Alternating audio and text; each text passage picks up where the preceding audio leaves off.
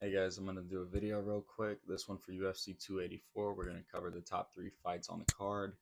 Those being Jack Della Maddalena against Randy Rude Boy Brown, Yair Rodriguez against Josh Emmett, and of course the main event, Islam Makhachev against Alexander Volkanovski. So we're going to get into it real quick. Going to run through them. Starting off with Della Maddalena up against Brown. Now, Della Maddalena's won his last 13 fights in a row, starting his pro career off with 2 losses. He's 13-2. And really, he's one of these guys who likes to push the pace, get up in your face, and really pressure his opponents. We've seen it in all three of his UFC fights, and a lot of his fights before the UFC. That's normally how he likes to approach his fights. Randy Brown is going to have the reach advantage. He's probably going to have the height advantage too. But we've seen Randy Brown have more experience inside of the UFC. I think he's got like maybe 6, 7 fights inside of it. And he's done overall pretty well. But for this fight, I'm going to be taking Randy Brown because with Della Maddalena's fighting style, you can't do that against every opponent. And we've seen Randy Brown has what it takes to be a technical fighter. He's got great head movement, really knows how to mix it up, and I would say that he has the ground advantage up against Jack. And whenever we've seen Jack Della Maddalena inside of the UFC, we've seen he is susceptible to being hurt, being caught with some big shots. Although he hasn't really been rocked or anything like that, he does tend to get a bit reckless whenever he comes real close to the inside. And I feel like Randy Brown's going to be able to deal with that and neutralize it. So I'm going to take Randy Brown in this fight. So moving on to Josh Emmett against Yair Rodriguez. This one should be a good one. It's for the featherweight interim title. So the winner of this will be facing Alexander Volkanovski next for the featherweight belt.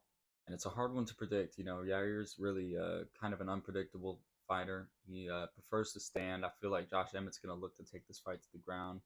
But I think Yair has what it takes to get back up. We've seen him be put up against wrestlers and manage to just get back up to his feet time and time again, regardless of whatever position he's in. Pretty clear cut, I'm going to take Yair Rodriguez in this one. I just feel like he's the superior fighter. He may be at a disadvantage when it comes to going to the ground, but I feel like he's not going to really stay there for very long if it does get there. And I feel like he's definitely going to do his best to try to stuff the takedowns and keep the fight from going there.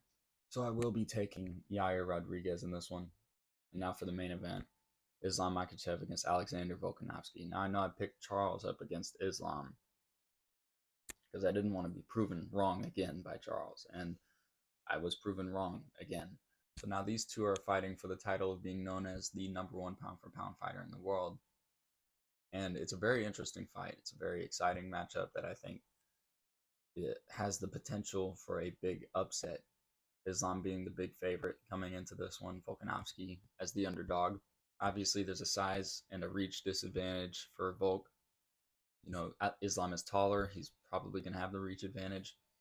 But we haven't seen Islam really want to stand and strike very much. He takes a very Khabib-like approach. And in the one fight that he had where he preferred to try to stand and strike with a guy, he got TKO'd. And I feel like he's not going to make that same mistake. He's definitely going to look to shoot for a takedown. But Volk, being a former rugby player, he's also got a wrestling background. He's definitely going to be prepared for it, I think. And, he's got a low center of gravity. He's shorter. He's got big, big legs. And I think that's definitely going to help for him to stuff the takedowns and keep the fight from going to the ground. I feel like Volk is definitely going to want to stand and bang with him. And I don't think Islam's going to be able to take that. But if it goes to the ground, I think Volk has what it takes to handle himself accordingly. And I know a lot of people are going to disagree with what I'm saying here, but I'm going to be taking Volkanovski in this one. I feel an upset coming. There's a reason he's the #1 pound-for-pound fighter in the world, and I'm not saying that can't change, but I'm saying that I feel he's got more experience than Islam. I feel like he's dealt with higher level opponents than Islam has throughout his career. And Volk has more championship experience. He's gone 25 minutes with Max Holloway 3 different occasions. And is that all of his experience inside of the UFC is definitely going to help here. And also you go and look at the Ortega fight that Volk had. Ortega had a guillotine sunk in deep. And there was another submission later on in that fight that he had sunk in deep. And Volk, look, I think Volk's going to pass out before he taps out. He's going to fight with everything he has, all the will inside of him, all the heart inside of him. He's going to use it to fight to get out of any submission that Islam manages to put him in.